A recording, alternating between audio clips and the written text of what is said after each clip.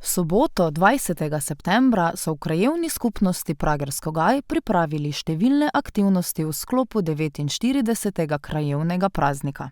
Osrednje dogajanje je bilo povezano z dobrodelnim pragerskim piskrom, ki je na otroško igrišče v Gaju že od jutra privabljal številne obiskovalce.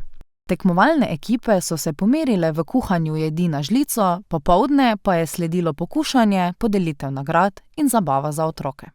Ob tej priložnosti je predsednik krajevne skupnosti Rudi Kruh poudaril pomen praznika za kraj in skupnost ter povzel dogajanje, ki ljudi povezuje in krepi sodelovanje med krajani.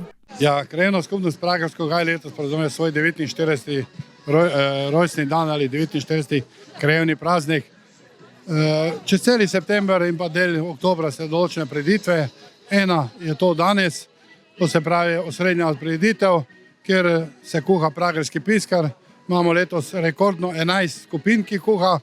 Zelo pozitivno je pa, da se 9. razred osnovne šole odločil, da kuha svoj piskar in na ta način zbira sredstva za svoje leto.